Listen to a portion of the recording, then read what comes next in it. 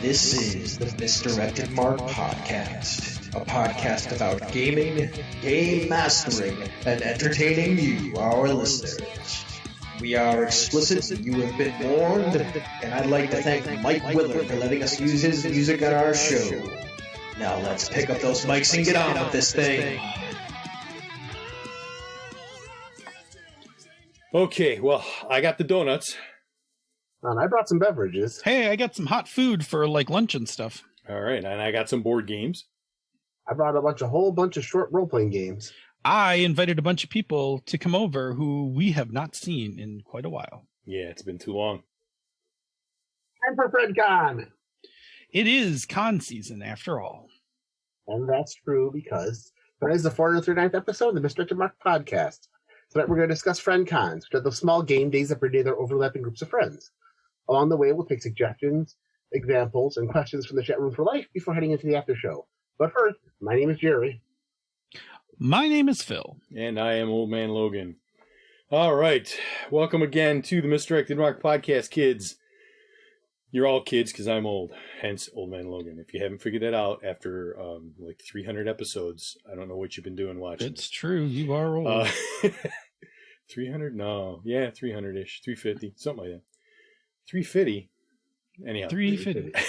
I just gave it a lot of months, 350. I guess say, what are them goddamn nonsense monsters? I don't know what that is. All right, it's time for our temperature check to see how everybody's feeling tonight. How's everybody doing? Phil, my friend. I'm tired, my friends. I am tired. I got a lot of stuff going on. Work's busy. Outside of work is busy. And it's not going to let up for a little while. I got another couple weeks of this, and then I think it will finally start to slow down. I'll probably be ready to talk about it all in a week or two. But anyway, I'm holding up. I'm taking it easy. I'm like following my body, right? So when I'm sore, I stop. I slow down. Instead of just, taking Advil and, pushing through.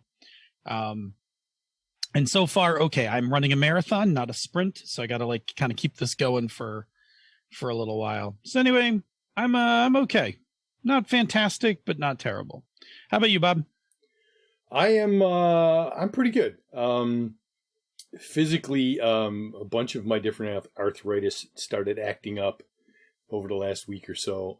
My neck was last weekend was just pissing me off. It was angry. And my arthritis in my foot was getting really bad. So I went and I got my periodic shot that I get roughly every 6 months. I was like a month overdue for it. So no wonder it was really cranky. And the first day it hurt like hell. And then the next day, everything was mellow, and then today it just started acting up and yelling at me again. I'm like, really? This is what we're gonna do? So, but you had the neck thing going on Sunday. Oh yeah, it's been. So I'm doing my exercise. I gotta get another massage because the massage always helps, especially good deep tissue. Because when I went in last week, the massage therapist told me that my neck was super tight. The muscles were like steel fibers. It was ridiculous.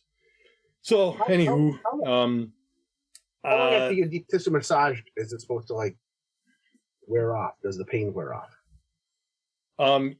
It depends on how much, whether or not it's deep tissue to begin with and how deep they go. If you've got someone that puts a super ton of pressure on and you really need to give some knots a workout, then maybe a day and a half, 2 days. Okay. Like anything with muscles. Yeah. Usually it's not the day after. It's the day after when it really goes, ugh. But the big thing with massages is drink a metric shit ton of water. Okay. Because your muscles need the water to replenish and hydrate and be supple. So if you get a massage, when you walk out of the massage, be prepared to drink 4, 5, 6 glasses of water immediately. Just drink them. If you got a water bottle that holds three cups, drink a whole bottle. Okay, because I've only had it once and I was sore for 2-3 days. Yeah, and I'm not surprised, but you gotta keep the water up for sure.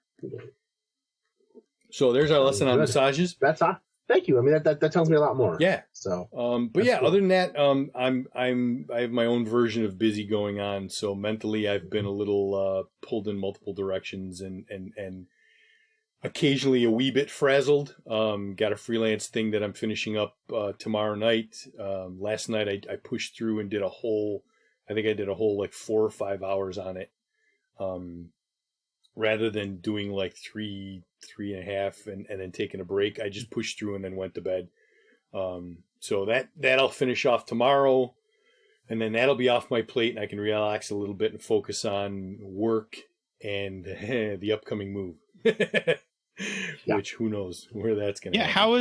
How is we will talk about that in the one thing. Oh, okay, yes. Cool. Jerry, how you feeling? Pretty good for the most part. A little tired this week. For me, this is the beginning of our really busy season. And to top that off, I have we're hiring and then training 2 new employees. So that's going to be a lot of just running around. In the meantime, we're covering for an employee that left. So lots of travel. I've been scooting across New York State quite a bit, and that's been it's been good because I can listen to podcasts finally, something I haven't done a lot of lately. But it also means that I'm going out of town a little bit, going overnight a little bit. So it sometimes messes with my sleep schedule a little bit because for the most part, I've been getting to bed earlier than I was like last year at this time, where I was normally crawling into bed at like 1:30, 2 o'clock in the morning. Now normally I go to bed about a half an hour after Bob does. I'm normally hitting the pillow between 11:30 and 12, which for me is like going to bed, when all the kids are still up. So I'm currently at 3:15. Yeah. Like I'm in the disaster sleep zone at this point. Yeah, but when do you get up though? 7:30.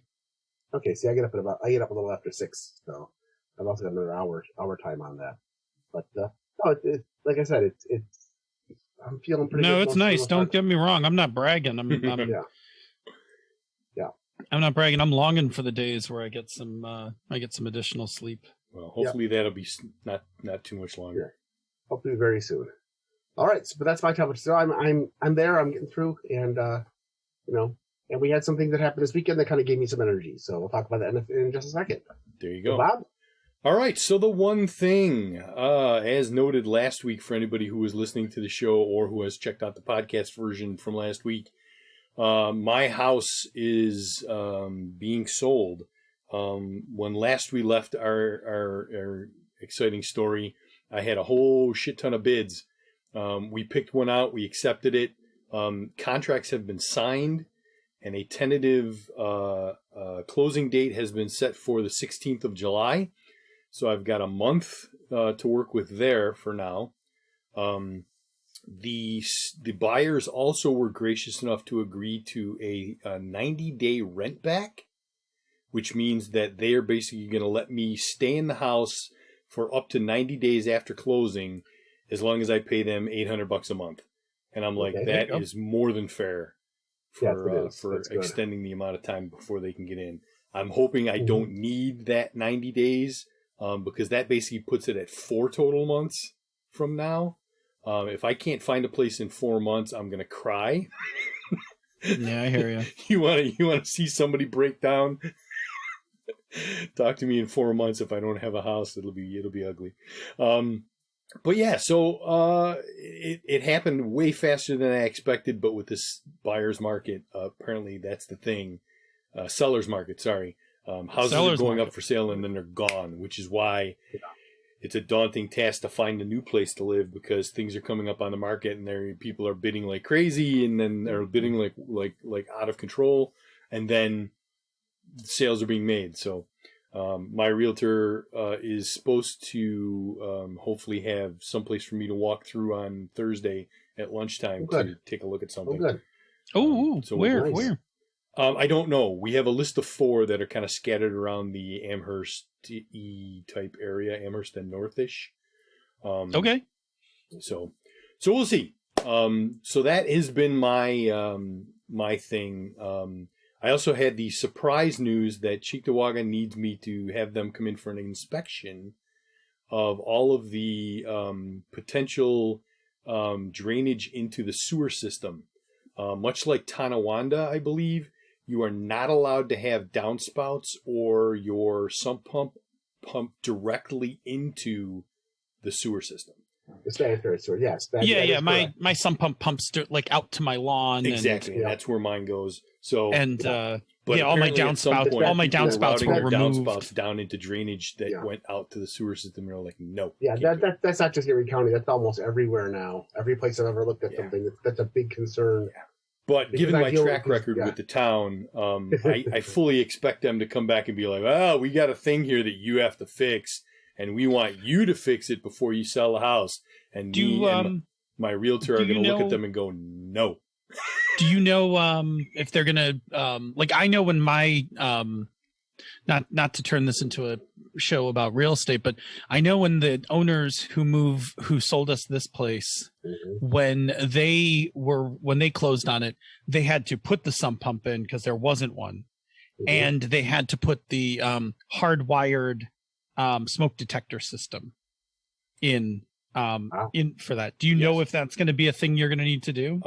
According to everything that we've done, I am theoretically, according to the plan that we put forth and everything my real estate agent has told me, we did this as an as-is sale, meaning that if there's anything that needs to be done, the buyer agrees they will take care of it after taking possession. And you have a very good realtor. Yeah. I am not responsible for anything. So okay, good, because I just because I know that was a thing when I know when I first went through the basement, there was no sump pump, and then when we got here, there was a sump pump. Yeah. See, when I sold my house, I had to do my last house. I found out that the previous inspector, who they actually inspected my house without me there when I bought the first one, but I was like 24, so I didn't know any better. When I bought when I went to sell the house, it turns out that I had a pipe that was one of the main sewer pipes for the house that wasn't secured. It had been just pipe clamped on and stuck into the wall and stuck into another pipe, and there was nothing secured. So I had to have that fixed, and I had to have a couple of ground fault interrupters. Aside from that, I lived in Cuba County at the time.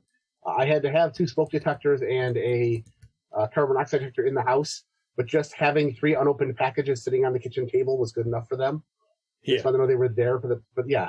So I've already got those kind of things. I already have hardwired because when we did the addition upstairs, all the electrical had to be inspected by the town. So they're like, no, you have to have this, yada yada yada.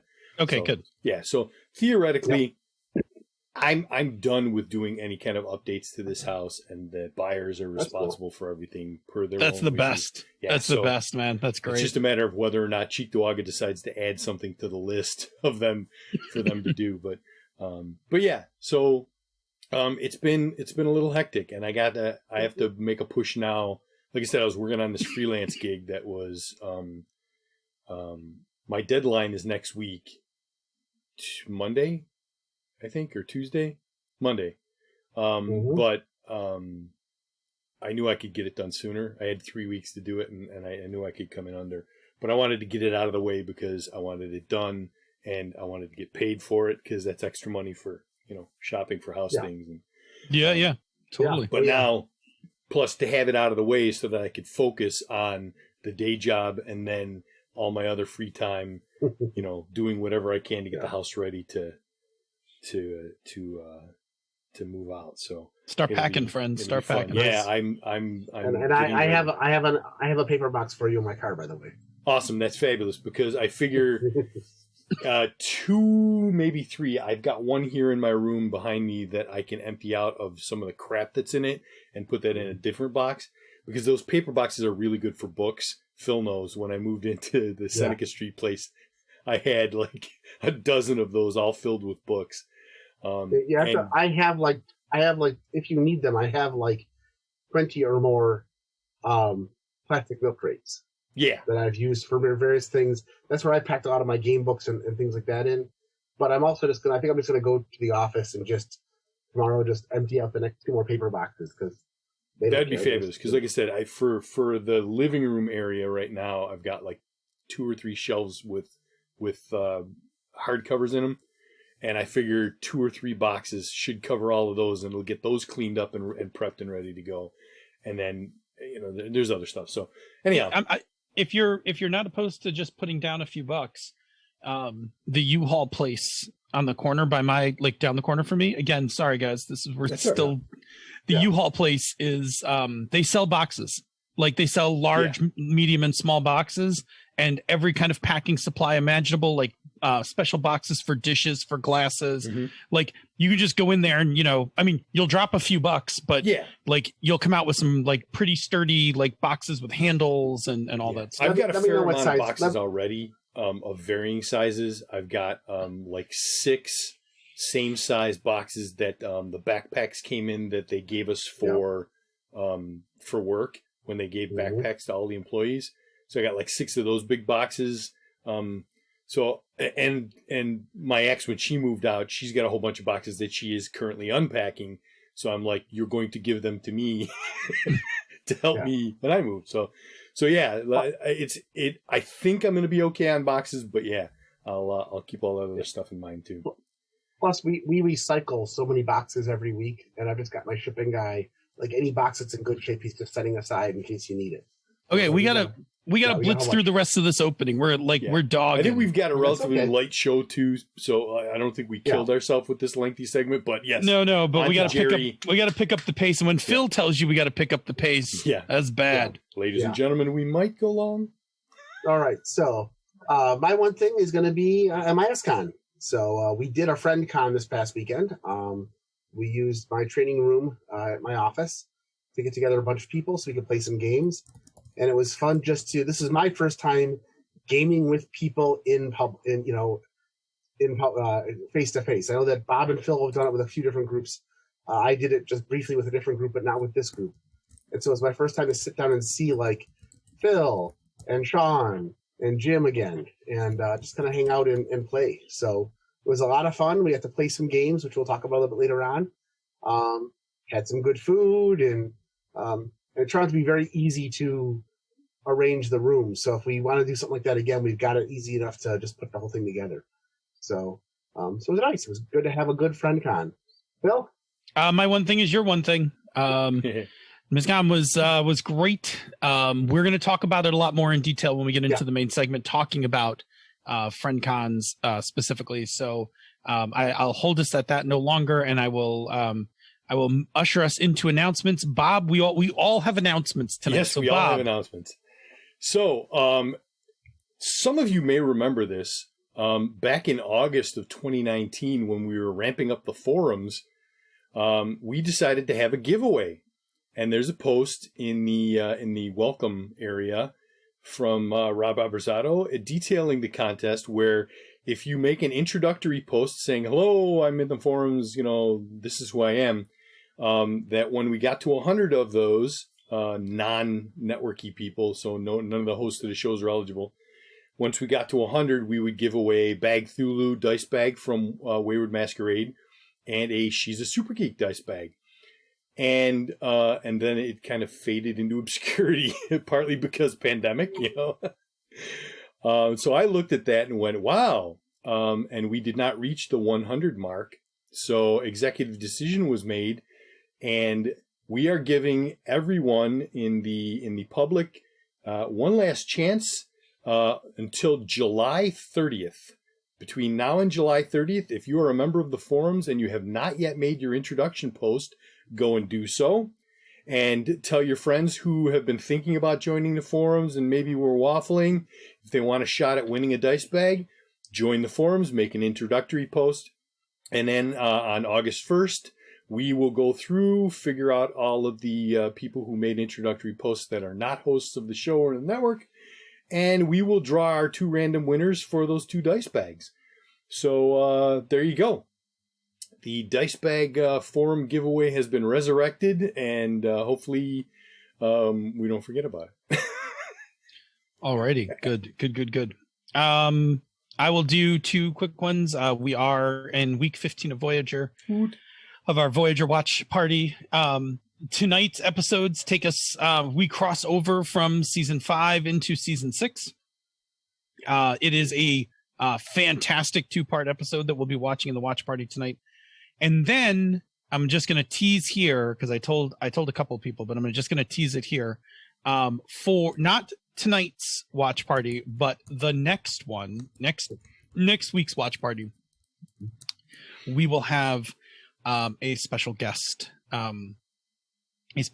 joining us for the watch party, because we will be watching a particular episode that they are excited about. Ooh, I should go and see if I can find a clip of the old Mickey Mouse Club Tuesday song. There you go. Again, Voyager, like at this point, you should only be jumping into this watch party thing if you're like familiar with Voyager. You can always go back in the forums and you can play the home game and just like watch the lists that we have put out there. Or if you I guess really when I'm wanna done, hang I out should with us. post them. I guess when I'm done, we should post them somewhere besides on the forum. Like I have a pretty nice collated list for. That's not a bad idea. For I have a shortened list for TNG, but I have a full DS9 and Voyager list that I'm pretty proud of. Anyway, the other thing I wanted to mention is that on 6/29 we will not be recording, so there'll be no live show 6/29. There will still be a watch party on 6/29, which means that for our live folks, don't show up on 6/29. For our friends who listen via podcast drop, it means that there will not be a dropped show on the week of July 5th. Yes. So that'll be the one that's missing. We are not pod fading or anything, although there may be some other missed episodes in July. More details for all of that to come in the next couple weeks.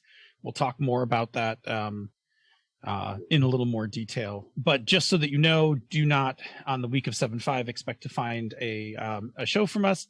We will be off that week. I think that we've made that same announcement on Pandas last night. That will be true for Pandas as well. So there'll be no Pandas. There'll be no Misdirected Mark that week. The rest of the network will pick up the slack. All right. All right, Jerry, on to another exciting announcement. And starting on Thursday of this week, we have a new live stream. They're a super geek. This is live to the Misdirected Mark Twitch channel this Thursday. It's an actual play one-shot live stream that hides the voices of marginalized folk in the tabletop role-playing game scene. You can catch them starting at 9 p.m. Eastern Standard Time, at 7 p.m. the Queen's Time, and at every other week from here on out. You can catch up with them. There's a post on Slack room, but just tune right into this exact channel this week on Thursday at 9 p.m. Eastern Standard Time to catch their Super Geek. Brand new show. I'm excited. Very cool. Yep. All right. Excellent. That brings us to our workshop segment. FriendCon! Get your friends together, play some games. Sometimes it's called a game day. It's a FriendCon. Get together because you don't trust going out to a big unvaccinated convention this early at the end of the pandemic. You got to just do it with your friends in the FriendCon. Don't suck. All right. Basically, with people getting vaccinated and infection rates dropping in many areas, we're starting to see the return to face-to-face gaming. But to be honest, a lot of us are still uncertain about conventions, both concerns about being in large groups with unvaccinated people, and also just the general hygiene of what's going on. So we want to still get together with people, larger groups of people than just our normal smaller game groups, and so we decided to look at other ways to do that. So tonight we're going to talk about the FriendCon, which is basically a mini convention or game day with your friends. We're going to talk about why you might want to organize one. We're going to talk about some tips on how to organize it. We're going to share our experiences with attending them. Awesome. So, Phil, do we have any definitions that we need to cover? Yeah. So I think we should. You are in the presence of Definition Panda. I rolled over the part of the notes where it had the bumper in there. I thought it's all right. It's okay. Yeah. Let's just be clear on a couple terms, right? Convention, right? We all know what a game convention is, right? It's a large gathering. Everybody's there to play a variety of games. A while ago, many years ago on Pandas, we did a whole thing on defining conventions and defining convention sizes, large, medium, and small. But these things run a couple ranges. I don't think we're going to see any large ones right now. I think Gen Con is scaled down. That's probably the largest one we'll see this year. Origins is still going on. Gamehole, which is like a medium-sized convention, is a go. I've not heard anything. I haven't done a lot of looking, but I also haven't heard anything about Metatopia at this point. What's that? They're holding out for a little further down the line before they make an announcement. Okay. Yeah. So, the traditional gaming convention, right, is a gathering of people to play games, to go to panels, to socialize, that kind of thing. They come in different sizes, right? From really small cons, which I'm a huge fan of small cons. Mm-hmm. We used to have one here ourselves, right? The Queen City Conquest. Yep. And then all the way up to like the really big cons, like Gen Con, Essen, those kinds of things, which I'm sure we'll see in a year or two come back to full strength, hopefully. But those are like really big spectacles. Okay. In contrast to that, let's talk about friend cons and game days. These are essentially the same term. Mm-hmm. So we'll use them probably interchangeably tonight, friend con and game day. A friend con is a small gathering of people that is larger than your gaming group, but still consists of mostly your circle of friends, maybe like a ring out from your circle of friends, like friends of friends kind of thing. And they range from, 6 to 8 people to like 20 or so people. There's no real hard numbers for that. Game day, on the other hand, can also be like a friend con, but a lot of times you will see stores and stuff make references to game days, where they'll just open up a few tables in the back of the store and invite strangers. And maybe that's our definition, where we're going to carve our definition, is that a friend con tends to be all people that you know or are connected to, like, in one degree or another, where a game day could be an open event, right? Like, we have a local store in town, and if they have a game day, anybody could show up to the game day and play. All right, so that's going to be our definition, right? Friend con is like personal acquaintances and friends of friends, and a game day is like a wide open thing. Size wise, they're about the same, and duration wise, game day is usually just a one-day event. A friend con can be 1 day or more, right? So it could be a weekend. It could be a single day of gaming. It could be multiple days of gaming. We'll talk about some of that as we talk about how to kind of put together a friend con. Like, those are some of your logistics.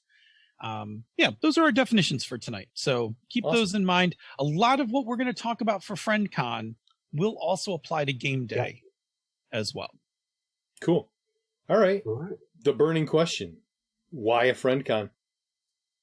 Well, in addition to the safety factors, the big reason is we want to play games. This is a good time to play games, especially games you wanted to play, but you haven't quite gotten a chance to try. You've got this game that you've had, or you're not sure it's going to be something that your group wants to play full time, but this is a good time to toss it out there and see what you think about it. Yeah, we actually took the opportunity to introduce our friend Jim to 2 of the games that I designed that he hadn't gotten an opportunity to play. Mm-hmm. The other reason I have a friend con is it gives you a chance to play games with a different group than the one you originally tried them with. These are still friends of yours, but maybe you've got different friend groups. For example, I know that all 3 of us have overlapping game groups that have some players that are the same and some that are in other groups. This is a chance to bring people in and try a different group with the same game. It's also a good chance to just see friends you haven't seen in a while. Just to get together, say hi. Maybe you talk online all the time. Maybe you play in different game groups, but you chat. But now's a chance to get together and see each other.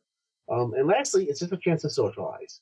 Sit together, tell stories, discuss questions, talk about game theory, discuss theories on the latest Marvel show, all that kind of fun stuff. So it's basically a chance to get together with people and play a bunch of games and socialize.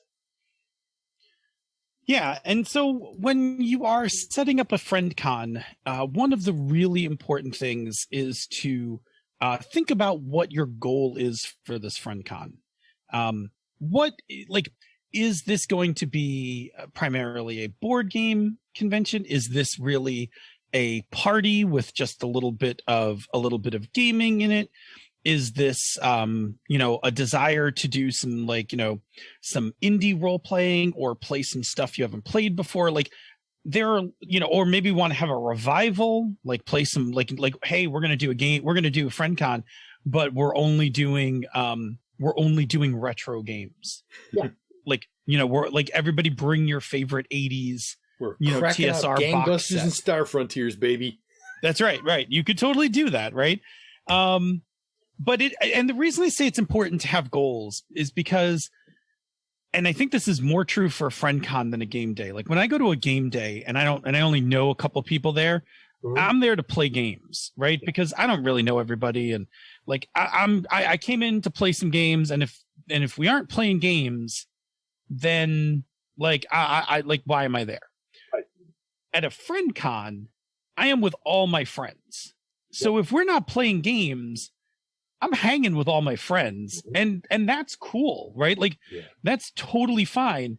But without an idea of what you're gonna do, like you will slide into hang out and socialize. And there's, to be clear, nothing wrong with that.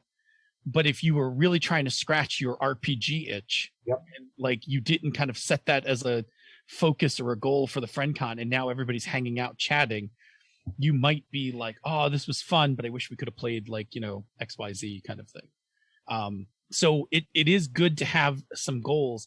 I will also say this for a friend con, these are your friends. So don't die on this hill, right? Yeah. Like shoot for like, well, we want to get some role playing in. And if it happens, it's great. And if it doesn't happen, it's not the end of the world. You're with your friends. Yeah. Right. Exactly. Like don't freak out or anything. But again, it's good to have some focus. All right. The next thing I talk about is safety. There's a couple different levels for safety. First, is physical safety. You may want to ask yourself, is everybody vaccinated? Is everybody still comfortable gaming while masked? Are they comfortable sitting in large groups? Do you need to be masked? Make sure you've got things down pat, like, is the place clean? Do you have the right environment? Do you have heat in the winter and AC in the summer? I've been in a couple of friend cons where temperature was a big concern towards the end of the convention. These are all things you want to consider ahead of time. And for us, we knew everybody in our group was vaccinated. So we agreed that we could all meet without a mask, but we still kept reasonable social distances, hugs notwithstanding, and kept it open enough that we could all kind of spread out. The other thing is you got to remember that you still want to have your safety tools there. Even among friends, you want to discuss your safety tools. And if you've got larger groups, make sure that everybody understands what safety tools you're going to be using if they're all available, because different game groups may use different safety tools, and not everybody's going to be familiar with what you're using. And so just because we might use the OK check-in and the X card might mean that a different group uses other safety tools and might not be aware of what the OK check-in is. So just go ahead and just discuss it briefly to make sure everybody's comfortable and familiar with it. And because we are all there to have fun, and we're all friends, this is a good chance to just kind of get this out in the open. What about logistics, Phil? Yeah, so listen, this is like where you got to like get into like a little bit of planning. It's cool to be like, hey, we're going to have a game, we're going to have a friend con, and to whip up a list of people. But now you really got to start thinking about, where are you going to have this group of people, right? Like, does anyone have the space to accommodate a friend con? Way back in the day, when Bob and I lived in a duplex, we could have housed 3 floors of gaming. Yeah. Because we had a basement that had a full long table. We had Bob's kitchen with which is like the biggest kitchen I've ever seen in an apartment in my life. It really should have been a kitchen and a second bedroom if they had like redone the walls properly. But Bob had this huge kitchen, which also had a ginormous table for like, you could play like 6-person D&D at. You could play 6-person D&D and somebody could have cooked dinner. Yep. And would not have bumped into each other. And then up in my place, we had a living room with couches and coffee table and stuff for kind of more theater of the mind action kind of games. So like logistics wise, for space planning, if back in the day we wanted to do a friend con, we could have actually housed a decent number of people. And on top of that, as I forgot, there was a bathroom in the basement. Yep. So we actually had facilities where we could have run 3 floors of gaming without interfere. And that's not even using like Bob's living room. Right. Yep. Like we would have done fine. God, that was a really good space, Bob. Yeah, it was. Just, normally every fall, a friend of mine and a friend of Anne from Gnomes too holds a convention at his house. It's a friend con. They've got a 3-story Victorian, and depending on the number of people there, we can use up to 6 different tables at once because of spacing and everything else. And so we've had a number of different friend cons. Up to, I think the most we've ever had there were about 20, 25 people from different overlapping game groups. So if you've got the space, it's there. But the big thing to remember is sound. Sound is a major thing with friend cons. Yeah. So, like, is there anything around that? Like, again, so if you're talking about like a Victorian house, maybe the house is noisy, but like maybe it won't be too bad for the neighbors. We were in that duplex. We were the only people in it. We could have made whatever sound we wanted. Schmitty in the chat room just brought up a good point. Schmitty's actually about to go to a friend con, and they got an Airbnb. Mm-hmm. So there's an opportunity to get a house with multiple bedrooms, with multiple play spaces that you can rent, right? Mm-hmm. In our case, for our friend con this past weekend, we actually used Jerry's company's conference room, which again, for sound purposes was perfectly fine. No one was in your offices. No. And the conference room was up and away from the main office area anyway. When I said sound, I mean, so we don't have problems that we've had at things like Breakout Con, where their tables are so close together that you can't hear. Oh, sorry. You want to have a place big enough. So, like, for example, in my conference center, I've got a 36-person classroom. So we were able to set tables far enough apart. You could have 2 or 3 tables playing. There's also 2 balcony areas you can put on. In the Victorian house, there are doors that can be closed between rooms, that sort of thing. Because if you've got 20 people playing games at 4 different tables, there's going to be some noise. You are 100% correct, right? And so depending on what the mix is, I mean, you could have one table that's trying to play a serious role-playing game with some interpersonal drama, and you got another table that decides to whip out Happy Salmon. Yes. The role-playing table is not going to get shit done. No. I once played at Gen Con. I once played in one of the hotels in one of those like rooms where they would have like 3 or 4 tables. Mm-hmm. I went and I was playing Iron Heroes, and the table adjacent to us sets up for their game, and it's Toon. And I know it's Toon, not because I saw the rule book, because the guy pulls out a giant inflatable mallet from a box that they brought in and put on the floor. And I'm like, well, this game is about to get a lot harder to play. Like, like I had to really focus and pay attention. So yeah. So sound. All right. So I was talking about sound as in don't piss off your neighbors, but Jerry brings up a good point. Also, sound is in, do you have space that is conducive to having multiple groups playing without interfering with each other? So again, things like multiple floors, different rooms, is definitely a thing. If you have one room, is it big enough? Yeah. Based on the number of people you're having. Let me run through a couple of other things. Restroom facilities, friend cons, people have to go to the bathroom. Do you have enough bathrooms, right? Like in our duplex, we had 3 bathrooms. That would have been great. What is the accessibility of food, right? Yeah. And this is a consideration. So like if you're doing the Airbnb thing like Schmitty is, are people bringing food and you're going to cook there and eat? Because that has been a thing that I have wanted to plan for a while, which is a friend con that includes like people making food and sharing it and things like that. Mm-hmm. But you need to know that, like, do you have the facilities for doing that? Or if you're not, you're going to order out. Is there stuff where you're located? It doesn't have to be a wide array of things as long as there's a couple good things. Like in the case of Jerry's place, it's out a bit. Yeah. But the pizza place was perfectly serviceable. Oh yeah, Riva's has good pizza, but that's about the closest thing that has good food. Everything else is a good 5 miles away. So yeah. So in that case, what we know is that if we had to go get food, there'll be a major disruption to the game. Yeah. Whereas we knew, like, if we ordered food from, like, if we all just get pizza, we could get it.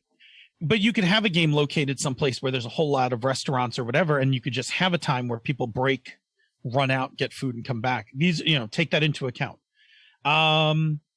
Let's see. Okay, so those are like your big logistics: tables, bathrooms.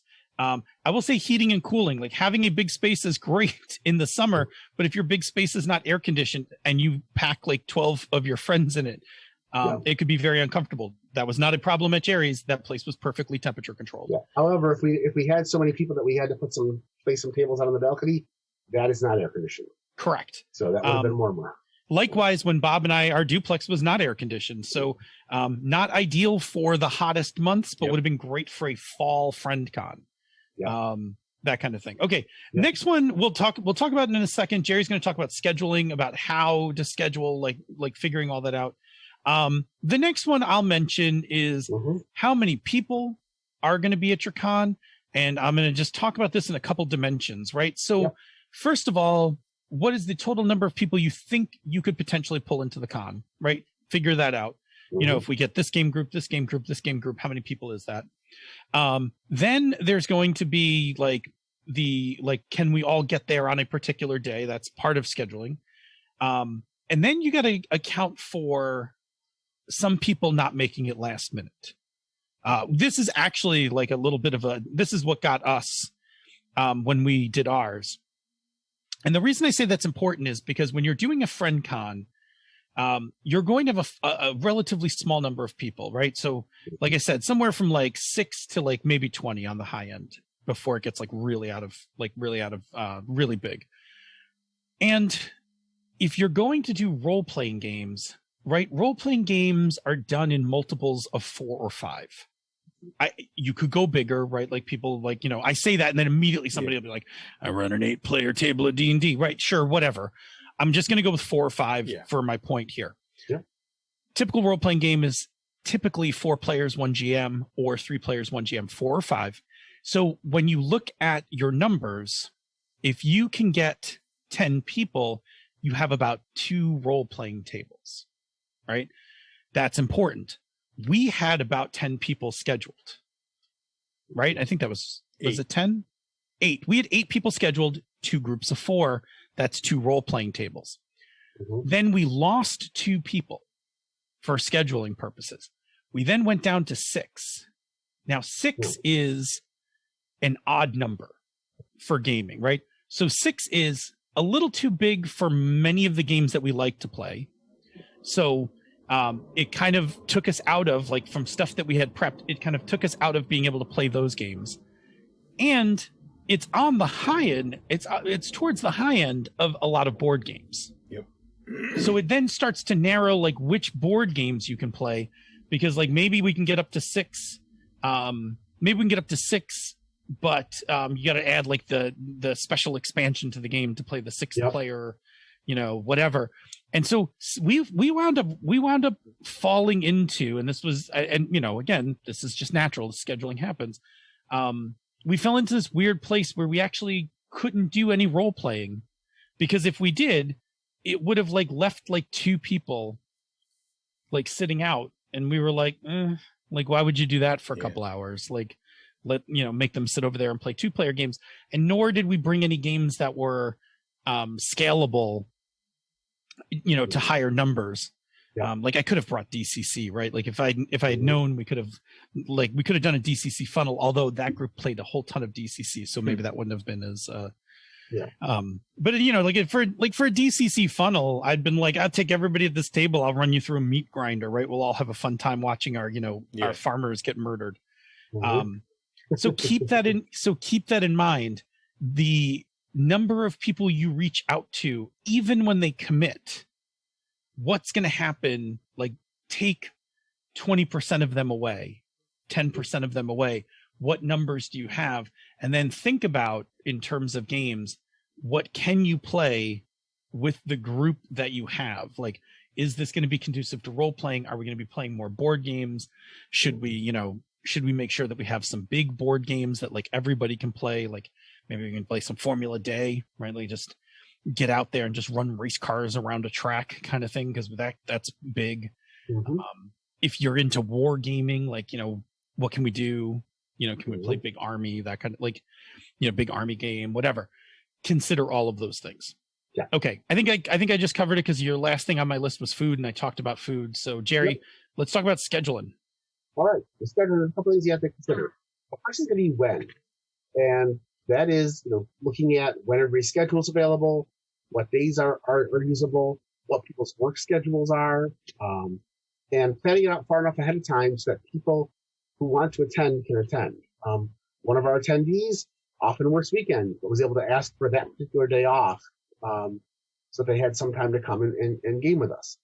The next thing is, how long do you want to have it go for? For this first one, we kept it fairly short. We originally planned on 2 4-hour sessions with an hour or so break in between. So we kept it kind of tight. We played from 10 in the morning till about 7 o'clock at night, 7:30. But again, what you've got and what you're doing. If you've got a lot of people that want to play a lot of role-playing games, you may want to space it out a little bit more, and you may want to go into multiple days. For this one, we decided to just do a short one, get together, hang out, and play. But the one that I go to, that's in the Victorian House, that tends to be a 2 or 3 day sort of thing. It tends to be normally 1 game on Friday night, 2 games on Saturday, and 2 games on Sunday. And because that works out for everybody as it goes. But that's also going to depend on how many games you want to play and how many people you have. Go ahead. Yeah, let me bring up a couple points. One, logistically, let's talk about, if your thing's going to be multiple days, where are people staying? I was just about to get to that, but go ahead. Okay, that's fine. That's not the point I wanted to make. Sorry. In terms of scheduling, let me bring up 2 things that are pertinent to post-pandemic. And these were 2 experiences I had when we played. Mm-hmm. First of all, post-pandemic, post-lockdown, account for socializing time. Yeah. You have not seen your friends in a while. Yep. It is very unlikely you're going to walk in the door, say hi, have a quick hug, and then put some board games down and start playing. It is more likely that you're going to sit down, start talking, and then eventually break out some games and start playing. So account for some socialization time in your in your planning for your game day, because post-pandemic, it'll be really important. A year from now, probably just show up, say hi to everybody, 5 minutes while I pour myself a cup of coffee and jump right into a game. But when I got there, you guys had been talking for a while. I got there and we kept talking for a bit longer until I finished eating lunch, and then we jumped into a game. Yep. The other thing I will mention is that, especially if you are introvert, I was exhausted. That much socializing time with everybody, I was exhausted. Like there came a point where I just I really, if there had been a break where we could have all just gone somewhere quiet for a little while, I honestly would have taken it for a half hour just to kind of like decompress. Like I remember at some point when we were playing Circle of Six, and I was like, oh my God, like I have things to add to this conversation, but I'm like too tired to add to this conversation. Like I'm just going to play my cards and keep going. Like I was very drained, and I came home and passed out for a little while. We'll talk about the last thing then, breaks, which is what I was going to discuss right now, which is plan those breaks. Yes. Get that time in there. We did not. Well, we kind of did. Well, we'll get to that. We did, yeah. but our schedule time went off. I'll just make the point that, and then I'll turn it back over to you. Yeah. That post pandemic, if you have been in lockdown, and mostly solitary lockdown or small group lockdown for a while, like I was, like Bob was, Jerry has not been, Sean has not been, Chris has not been. Like you guys had a very different. I think you guys had a very different experience being with people than like I know than I did, and I suspect that Bob did. Like, it was fucking tiring for me to be with you guys, and I love you guys, but I was like, oh my God, this is the most people I have interacted with for the longest time, for the longest duration of time in 15 or so months. Right. Which is why you want to plan breaks. Unlike conventions and that where they tend to back one game up against another, you want to plan your things. If you're going to have 2 game slots, shall we say, you want to make sure you got a break in between, generally about an hour at least. So you've got some time so that you can do that. In our case, we didn't really have game slots because by the time we started playing, we were just kind of sitting around chatting and breaking out board games. But originally, we had planned on having like a 4-hour slot and then an hour break so you could go out and grab lunch. People could wander off the rest. But no matter what, you plan that extra time. Don't just plan 8 hours of games for 2 4-hour slots, because people are going to need time to step away. They're going to need time to catch their breath. If someone's a GM, they're going to need time to eat, to drink, and relax. And like Bob said, or like Phil said, they're going to want to some people are going to want to go off on their own and just kind of sit there for a little while. And so make sure that when you schedule your game that you've got someplace logistically for people to do that. At my place, in addition to my personal office, we also have a bullpen that somebody could have gone into and just sat for half an hour. Just no sound, no trouble. At some of the houses I've been in, we've been at some where people get there and they might play this session and then just go off and sit in one of the spare bedrooms for a little while and read a book for a while. But schedule breaks. Schedule that beginning time to sit and talk to people. Schedule your game time. Schedule some breaks. Schedule some downtime. Because people, as much as people want to keep gaming, people do need that time, especially right now in post-pandemic. And hopefully by the time the next set of friend cons comes along, we'll have all socialized enough that it won't be as much of a trial. But at the same time, even if it's in the middle, even if it's well past this, schedule that time in there. And that comes in the next topic, which is basically game time so people can drop in and out. Make sure that you've got some schedule, but also have some breaks. So you might have somebody who can only be there for the first game slot or for a couple of hours. They shouldn't feel that they can't play at all because they're not going to be there for the whole thing. Some people might come late. Some people might come early. So when you're scheduling, take all of that into account. And remember that you're gaming with your friends. So if you need to, if the time is that you're going to have, a 4-hour slot, an hour break, and then a 2-hour slot for board games and goofing around, great. That's fine, as long as everybody gets a chance to not feel pressured. Because the last thing you want is people feeling that pressure rush. I think those of us who've been to the bigger game cons, there are times that you're like finishing this game, packing up and running to the next one because, oh my God, I got to get to the next one as we go. Yep. We're among friends here. We want to have that relaxation time. If we decide to, you know what, we're going to take an extra 15 minutes here and just let everybody breathe a little bit longer, go for it. But basically, but if you're the one helping to schedule, think about all that and lay it out. You want to have when you're going to do it, how long you're going to do it, and make sure you have beginning, middle, and end break time between your games. So, Phil, tell us about actually running the game itself, running the con itself. So as you're planning this out, we've talked about all the logistics.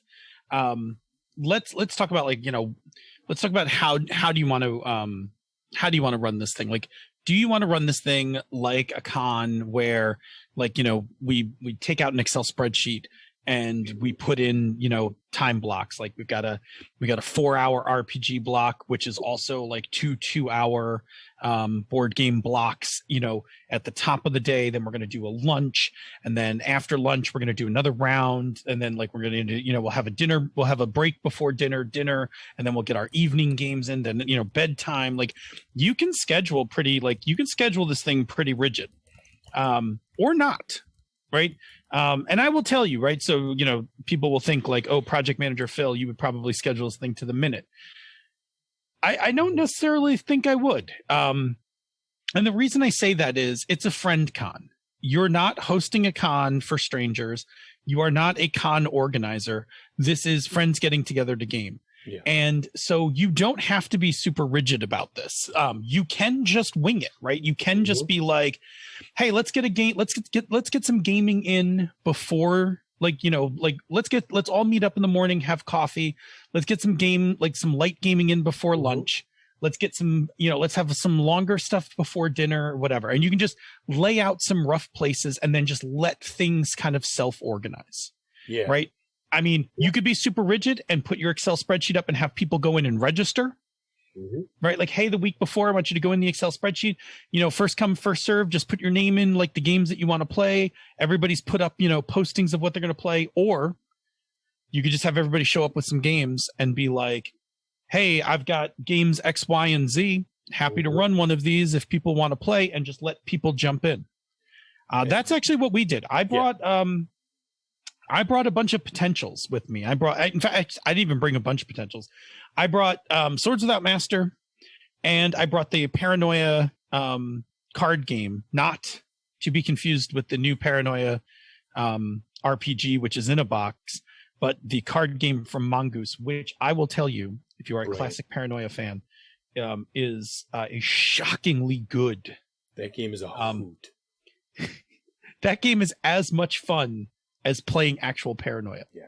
I was hoping we'll have to try that next time we get one of these things together. Oh, we totally, you know what? It's a game that we can play at any scale. We can just play it at my place sometime. I'd be happy to just have people come over and play it. It is ridiculously fun. And I don't think it's a game that a lot of people know. No. But if you enjoy old school Paranoia, you definitely will enjoy this game. Plus, most of the artwork on the cards are Holloway art, which again, chef's kiss, because to me, Paranoia will always be a Jim Holloway imagined world. Anyway, but everything that Phil said, that was the thought process that I went through to set this thing up, because in a perfect world, in an ideal situation, when we decided we wanted to have this, normally Phil would be the person that would step up and be like, all right, project managers, you're going to project manage. Phil has enough things on his plate right now that I was like, no, I'm going to make sure Phil doesn't have to step in and do any of this stuff. Just come with something if he wants to run something and show up and be done. So I thought about it and said, we're not going to super structure this. We're not going to be super detailed. I made a spreadsheet in Google Docs, and all I did in there was list off the people who said that they wanted to come, the theoretical dates that we wanted until we had fixed one and said, this is the date we're going to pick. And then some, hey, I can offer to bring X. So I listed everything so that people could go in and see what people were bringing. And that was pretty much it. And we went in with the idea of, we're just going to bring a bunch of stuff. And then we're going to decide, hey, let's play this. Okay, let's play this and go to town. And we had enough variety of things, from tabletop board gamey type stuff to RPG type stuff to short form to longer form, that regardless of what we had, unless we had one of those situations where you had like two people left out for whatever reason, 2-player games, that's a little tougher to squeeze in. There's stuff out there, but I don't know if we had that covered. But we had enough variety that we could have basically done just about anything we wanted. And as we mentioned earlier, we ended up just hanging out and chatting for like the first 2.5 hours until lunch, and then chatted through lunch before we finally cracked the game open. But yeah, you don't have to sit down and be like, all right, we're going to plan this out to the minute. You could just say, let's all show up on the day, plan the date, the time you want to start, who's going to come, and you can let the rest of it just be fluid. Yeah, and I think if we had been a full 8 people with 2 groups, we probably would have played a little more aggressively. But at 6, it was like, we have a certain amount of games that accommodate 6. Let's, let's chill and talk, and we'll break out a couple of those games and play through. And again, I think the good point to note here is potentials. Yes. Yeah. Right. So I brought games, and I think at some point somebody was like, oh, I think you were expecting to run a game, Phil. And I was like, well, I wasn't expecting to do anything. Like, I just brought stuff so that if we needed it, it was good to go. Yeah. But I'm happy to do kind of whatever the group wants to do. And, you know, I know Sean did the same thing. Sean brought a stack of games. Jim brought a stack of games. Yeah. So I will say this, though, having known, like, knowing what Sean brought, knowing what Jim brought, I think that one of our, whether we do a full friend con or whether we just get a group of us together to play on a weekend night or something, I am going to say that at some point we need to, we should indulge a few people and be like, only bring one game and we're playing all of these games before we're done, because Jim brought Letters to Whitechapel, which is a game he loves, and I don't think he gets enough times to play it. Yeah. That we have not gotten to play. Sean, I think, has always offered to run Dead of Winter. Well, we played Dead of Winter a bunch of times at Jed and Bridget's place. No, that's fine. Jed and Bridget were also going to come along. That would have been more of a board game group, but they had a birthday party to go to. Yeah, well, which would have been all right, because if we had been at 8 with some board gamers, we could have peeled some people off to do role playing and some people to do board games. And again, this is like the really important thing about knowing your numbers, because we would have been 8, we would have been 10. We wound up being 6, and that kind of changed our dynamic of playing, which again is why having potentials is so important, right? Like having some games in your bag that play at different sizes. And I'll say this, like if you're going to Friends Con and you really want to pack your bag, right? I'm going to go right off notes on this one. But if you really want to pack your bag strategically, what you want to pack a 2-player, like a 2-player game. You want to pack some 4-player game. You want to pack a bigger game. You want to put together some low prep, no prep role playing stuff if you want to do role playing, right? So like I like a good Swords Without Master that requires very little.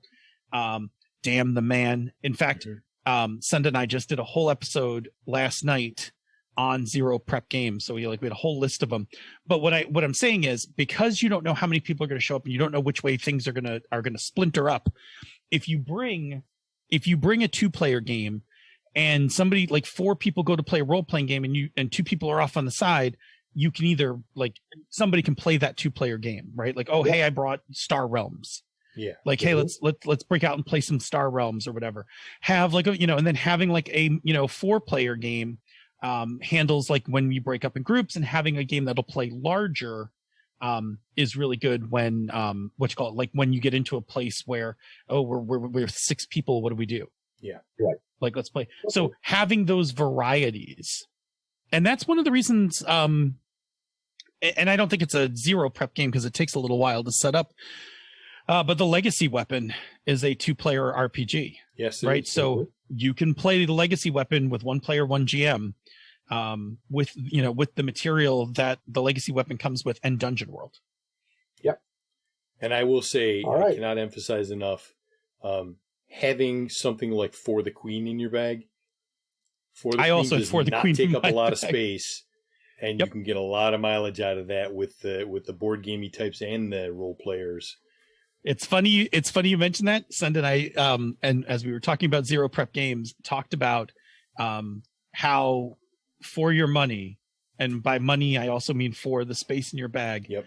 For the Queen is such a go-to game to just throw into, like, and I did say you have to throw it into a pouch because that damn box won't stay closed. I love that box, but that damn box won't stay closed. So you got to throw it in a pouch, throw it in your bag. Yeah. But that game, you're right. One, it'll play small, it'll play medium size or larger. It plays with 0 prep, and it plays with whether people have ever played it before or not. It requires no experience because the opening cards teach the whole game. Yep. Right. Super smart. It's that is a brilliantly built game. Yep.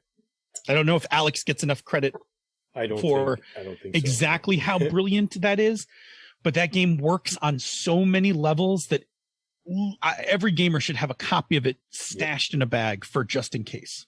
Yep. All right. So what's next? Where are we? We're on the break. We're heading to break. Hey, look at that. We're heading to the break. So I should probably tell people about another show on the network. That'd be a thing, wouldn't it? So, hey, we mentioned this at the top. Starting this week, They're a Super Geek is going to be dropping. They're a Super Geek is an actual play one-shot live stream created by 3 BIMPOC players to highlight the voices of marginalized folks in the tabletop RPG scene. They feature gender marginalized GMs and a diverse rotating cast of players. Tune in every other Thursday from 9 to 11 p.m. Eastern Time on the Misdirected Mark Twitch channel. Would you like to define for us what BIMPOC is? If I'm not mistaken, it stands for Black, Indigenous, and Mixed People of Color. Excellent. Thank you. All right. Perfect. So, checking in with the chat room. Yes. We really, the one thing that really comes up, we're going to talk about coming up in there. Senda brought up GatorCon. So I think we'll just slide that into the roundtable part. And we can mention her parts in there as well. Schmitty says they keep a rubber band around their copy of For the Queen. Which you have to. Like they make those special box rubber bands that are like a cross version. Box, Oh yeah. So Flying Buffalo. The Shibari rubber band kind of thing. Yeah. I think a Shibari would be a little bit different, Phil. I would Shibari my box of For the Queen. If you could come up with a Shibari technique that could wrap the box but easily be removed and put back on again without too much effort. Oh, well. See, that's the thing. I was good for a second. I was like, I could totally wrap you could this obviously box. Shibari the box. Yeah. I know correct. But could I take it off and put it back on? I don't know if I'm actually, I don't think I'm that skilled to do that. I could definitely do it, but. That's a different variant on For the Queen, too. So. Yeah. That's a completely it's different... for the Queen. I mean, yes, it's for the Queen. Yeah. So, but yeah, I mean, and it's really funny because I think it's the one thing. There's nothing wrong with that game. It's beautiful. There's nothing wrong with that box. That box is beautiful. It's just the nature of the design. The only thing that box does not do is travel. Yeah. And I can't tell you how many times I have gone to take it off my bookshelf and I grab it and I walk away with the top. Yep. Right. And I'm like, oh, son of a, like, and have to put it back on and then slide it off the bookshelf and get like your fingers under it to carry it off. Yeah. Yep. So. Oh man. All right. So let's jump back into the roundtable portion, and we will start with the question number 1. Name a friend con that you enjoyed and what you enjoyed about it. So I didn't want us to all trample the same con and like split it up a little. So actually I'm going to I will say that my favorite recent friend con was GatorCon 2020. GatorCon was in early February of 2020, mere weeks before we all hit lockdown. It was the weekend before lockdown. That's why I didn't go, because I had to teach a class the following week, and New York State was talking about locking everybody out, and I had to be back in town, so I couldn't go. There was rumblings going on in my office, but everything was like travel was still clear, and all of that. And I think, if I remember correctly, timeline wise, Italy had not spiked yet at the time of the con, but.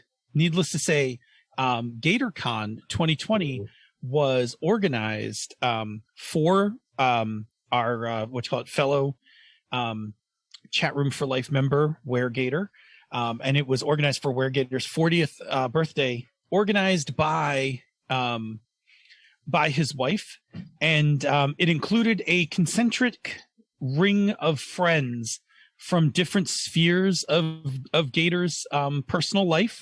So while a number of us, Schmitty was there, Senda was there, I was there, there were people there from like our gaming, like the people that we game with at all the cons.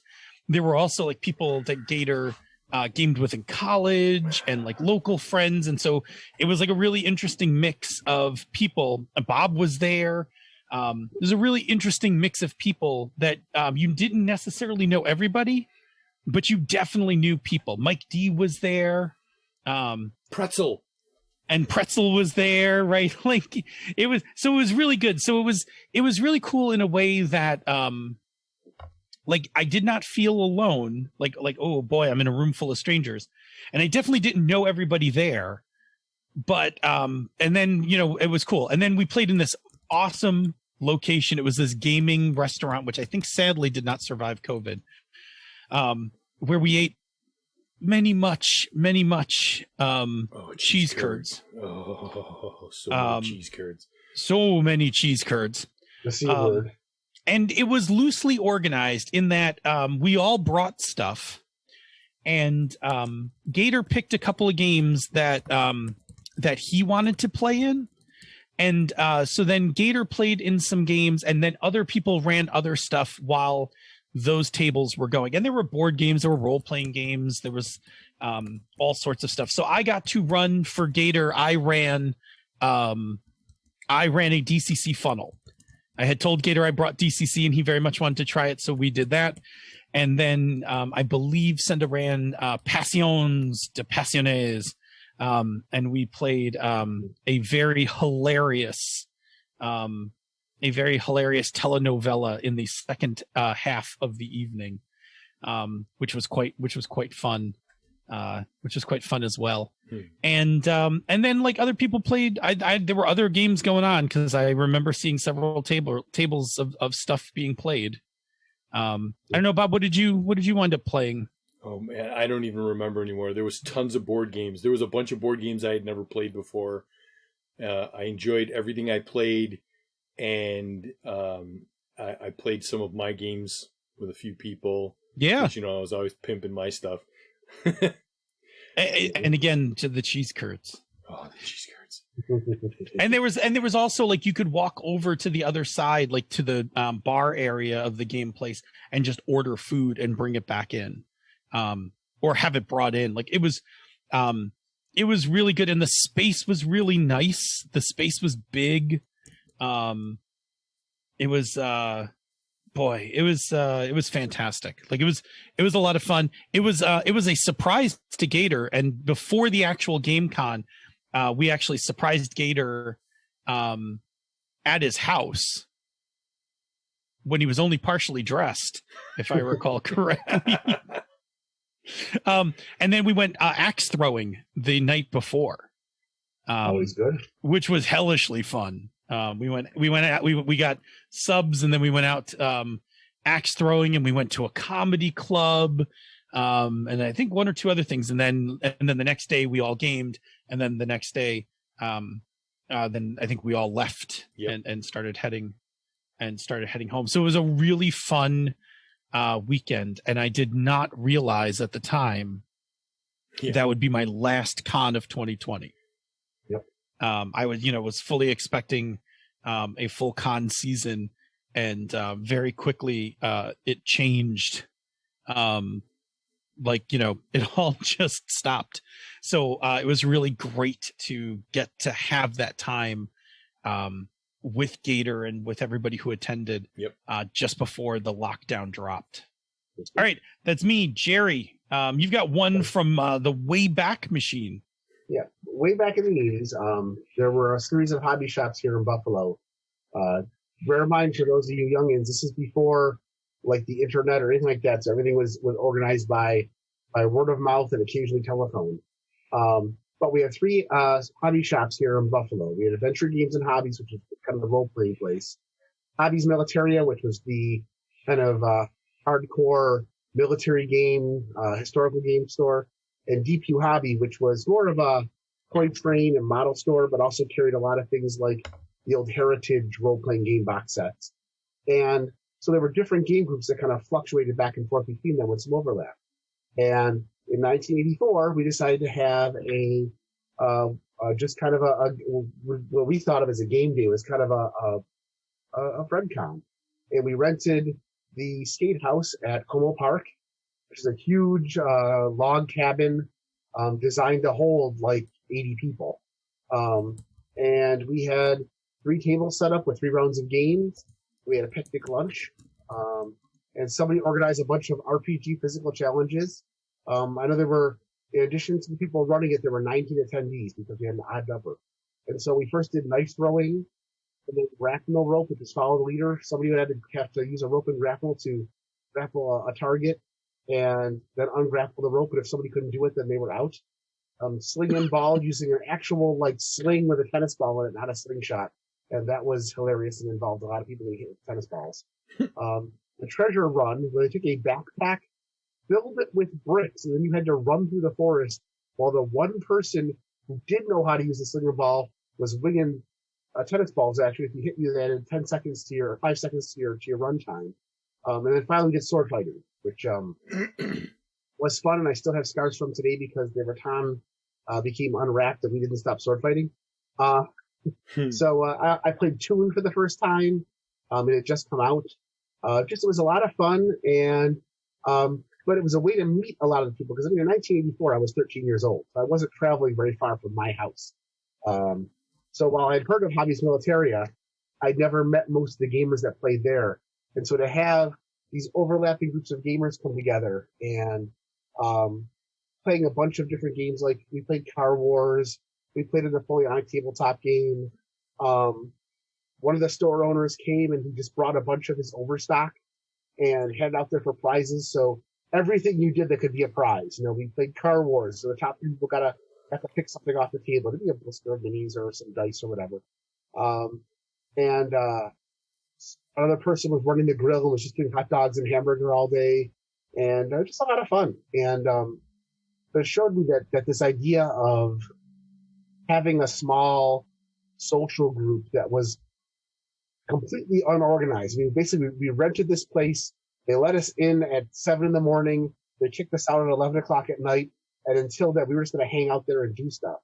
It was a lot of fun. And it was a bunch of different age groups. And what really kind of stuck with me about that was that it was the socializing. While my friends and I got together and gamed, that was just 4 of us. And while I gamed with the group at the hobby shop, where there was a lot of socializing there wasn't this mixed socializing. And I didn't know, I wouldn't have identified at the time what we do today. But this idea of just sitting around and talking about games and exploring new games and playing games where you were playing with a whole different group of players that I'd never played with before. And this FriendCon is what led to AdvaCon at the same time, which was the local Buffalo convention at the time in those days, which was really just more of a glorified FriendCon and not twice as many people. So just a lot of fun, and kind of taught me that kind of how those kind of things be done, and the fact that it was all organized by just a bunch of people with papers and telephones, and nothing super scheduled or planned until we got it going. So that was it. So that was my first FriendCon, and I've been to a lot of them since then in various forms, and I always enjoy them. So, Bob? Yeah, so I thought back about this, and I've really only been to 2 FriendCons that I can remember. And my favorite one that I enjoyed was this past weekend's MISCon, which I really, really needed after being locked down for as long as we were. The other one is actually the most memorable FriendCon I've ever been at. And Phil knows why, because, and some people have already heard this story, but I'll tell it for the people that haven't. Our friend Jim's cousin Dave had some people over to his house for a weekend, and we broke up in the evening the one night to 2 different tables. One was playing D&D, and one group was playing Paranoia with Phil. The group that was sitting at the table playing D&D spent 3 hours trying to get past the gate to the castle. Oh my God. And sitting there listening to the other room, the hoots and hollers and laughter of the people playing Paranoia and having a ball and just wishing, why am I not in that group? Why am I sitting at this table beating my head against this freaking castle gate? Jerry, I don't know if you remember the Paranoia GM screen, but they were playing. Yes. I was running the adventure, the Imana. I forget the number designation. It's about the malfunctioning robot. Yep. And it's a malfunctioning robot that has no visual sensor, so it won't let anyone do anything to it because it can't tell what security clearance anyone is. Right. It's hilarious, and it's a hilarious adventure. Because Paranoia is brilliant. But anyway, yes, I was running the Paranoia table, and it was having a blast. And meanwhile, unbeknownst to me, the other table was like in gaming hell with this game master who, like, literally, I think was like, okay, what do you try to do? Nope, that doesn't work. Yeah, I remember being at Origins last time we went to Origins 2 years ago, I was running a game, and a table away from me, a guy was running a kind of a homebrew Marvel Superheroes game, and the intro to his game and explaining the rules and the characters, the history, was 2.5 hours of the 4-hour slot. No, thank you. Yeah. I will tell you another, just as a sidetrack, I will tell you another story I heard of another terrible con game. There was a person many years ago when we were green shirts attending Gen Con. One of our fellow green shirts went to a game of Starship Troopers and arrives at the table, and the GM announces that this is part 1 in a upcoming 10-part convention series over the next 10 years, and that for tonight you will all be playing recruits in training camp. And it's like, motherfucker, you signed up for Starship Troopers.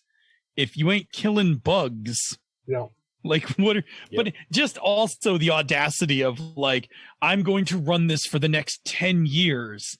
And each year will be another installment of this. No. Like, one, you're not going to run this for the next 10 years.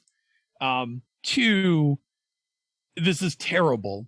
Like, you have, like, it was so bad. You can't invite people to play Starship Troopers and then not let them kill bugs. Yeah, you're and like, get horribly maimed in the process. Yeah. Go look at the movie. Yeah. Even the movie starts with them fighting bugs and then cuts back to how they started fighting bugs before it catches back up and then goes into fighting more bugs. Yep.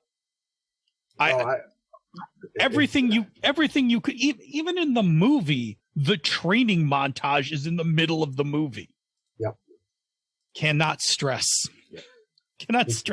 how wrong that setup was. Anyway, I digress.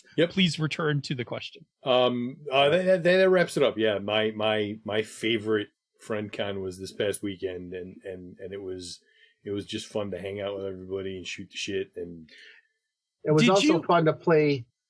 We played a bunch of different games, but I've got to say, Bob, it was a lot of fun to play Circle of Six and Relic Hunters with a new player who hadn't played them before, and to see as the game went on how much fun they were having with it. It was a lot of fun to see that.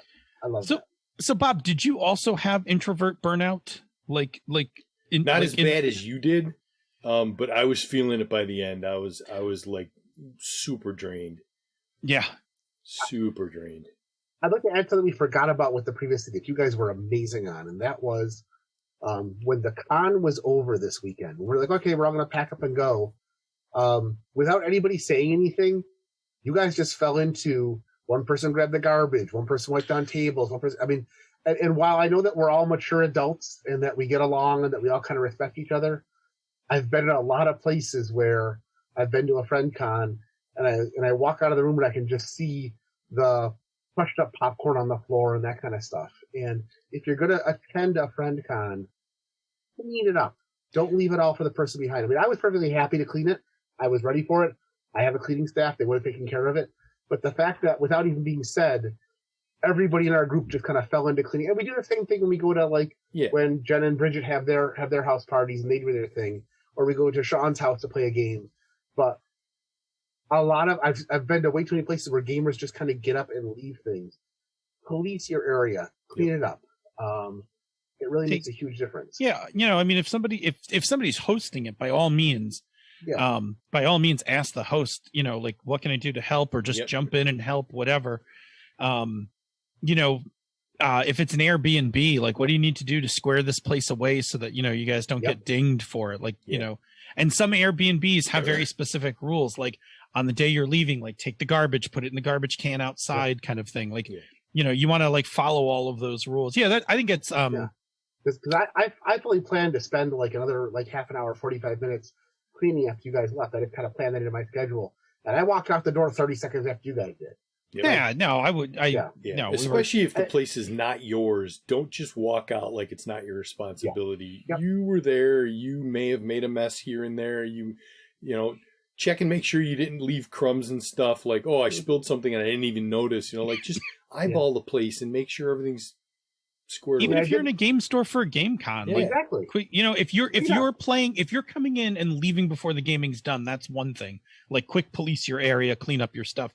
If you're there at the end of the game at the end of the game day, like, ask the owner, is there anything is there anything you can do to help? It's I don't know. It's good humaning. Yeah. It's common sense, but it doesn't. But it's not really all that surprising how often that doesn't happen. And it's like I said, it was really nice. But also, not that you guys would have left the mess either way, but I just kind of I'll grab the garbage. No, everything was done. Yep. So just keep that in mind when you plan or attend your next game day. Talk to the hosts about that. Hey, can I help you guys pick this up or clean this up or whatever? Or it'll also affect. And occasionally bump into the guy next to you and say, hey, you left your stuff there on the floor. You may want to grab that and pick that stuff up.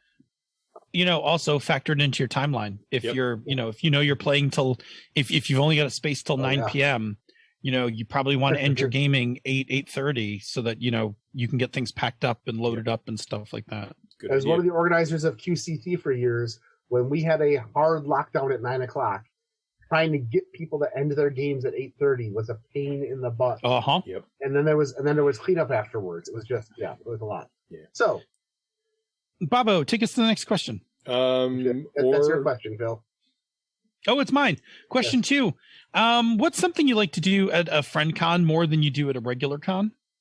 I actually get to socialize more at friend cons. Actual friend cons, I get to actually sit and chat and talk to people. I get to interact with people more often.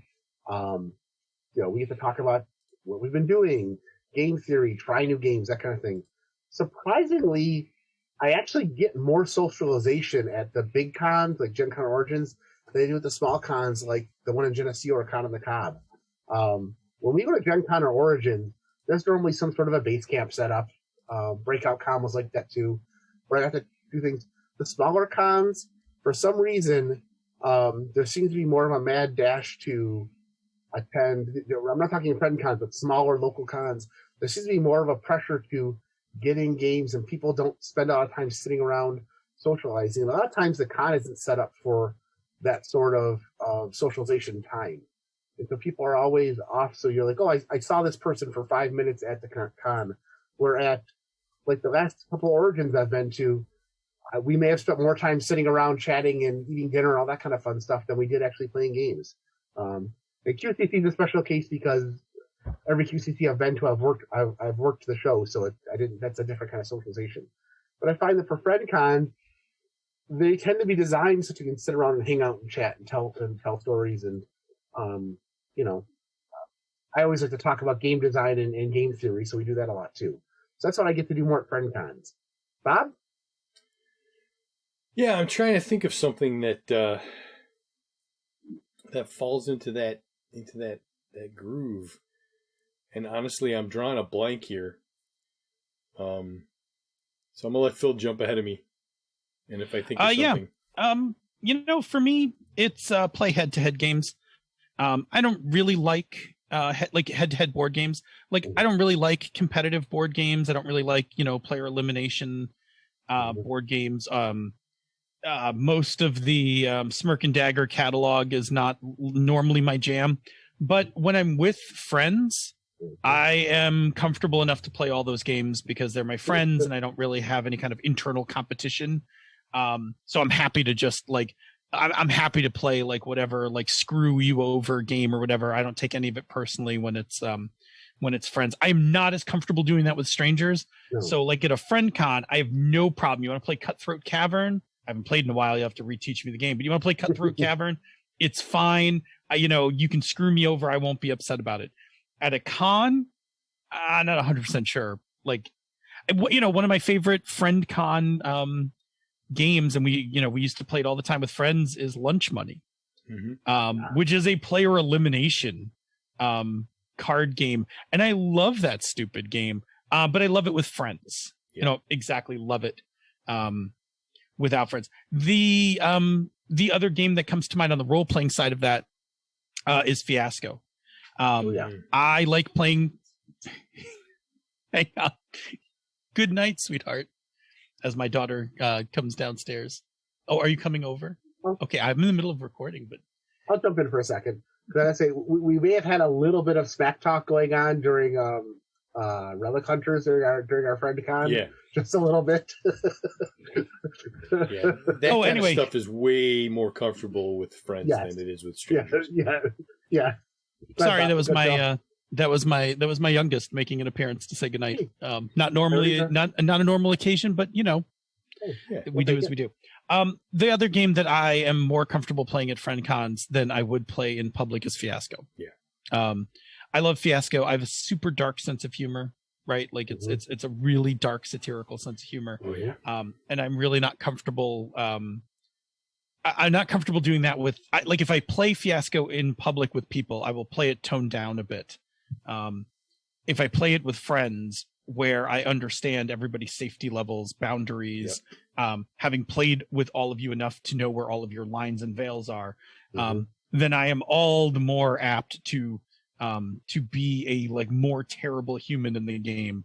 That kind of thing, because I just feel safe. So that's, for me, that's a big deal. It's like at friend cons, I will play the games that make me that I normally would shy away from with strangers. Right. Cool. You want to jump? Do you have anything to add, Bob, or do you want us to jump in? Yeah, I mean, really, the only other thing, it's not really something that I like to do more, but the relaxation level is different. Like you mentioned, if you've got, a game scheduled from 1 to 5, and then you've got to squeeze in dinner so that you can get to your 6 o'clock, and you're kind of rushing around, and we find ways to relax at the big conventions, but it's a different kind of relaxation. There's a franticness, and then whereas the FriendCon thing is way more relaxed right out of the gate. It has a different kind of a tone to it, and that is definitely enjoyable. It's good. That is true. I like the relaxation of a FriendCon. Yep. All right. Question 3. What is something you like to do at conventions that it's harder to do or not quite the same when you do a FriendCon? Yeah. When you're at a FriendCon, you don't usually get the opportunity to network with industry people. Yeah. I can't tell you the last time I was at a big con that I didn't hang out for a few minutes with Kurt Covert from Smirk and Dagger and, talk to him about how his new game is going and how the booth is going and, what he got lined up coming down the pipe, that kind of stuff. Those kind of things when you're hanging out with your friends. Your friends may be in the industry, but they're your friends, so you already know what's going on. So it's not like you're schmoozing with somebody you don't get to see, or making connections for a potential thing down the road that you might be able to swing somebody's way or whatever. So yeah, the networking thing is kind of lacking. For me, it's trying new games. I mean, inevitably people will bring games that I've seen before, or not relatively new, but a lot of times we don't wind up playing too many cutting edge games. I like to go demo games. So at a big con, Bob and I have, on several occasions have gone and hit the dealer's floor just looking for games to demo. Yep. Which is how we bought that stupid Apocalypse Chaos game. Sorry, Z-Man Games. I really like that game, but it's not. It doesn't work right. It needs some fixing. But Bob and I, that I've done it with you, and I've done it with other people. I like, because I like to find new things, and I like to go out on the floor and find new things. In fact, going way back to Gen Con 96. Bob and I and a few others were at Gen Con 96 in Milwaukee. We were in a talk by Eric Wujek, the creator of the Amber role-playing game and the Teenage Mutant Ninja Turtle role-playing game. And in the middle of It was like a multi-day series on game design. And on like the first or second day, Wojciech goes, "Have you guys seen this card game, Lunch Money?" He's like, it's outrageous. And he spent like 5 minutes explaining the game to us. And it sounded so wild that the next thing we did was we hit the floor and found the Atlas Games booth. We played one demo hand of the game, and every person in our group bought a box set. Yep.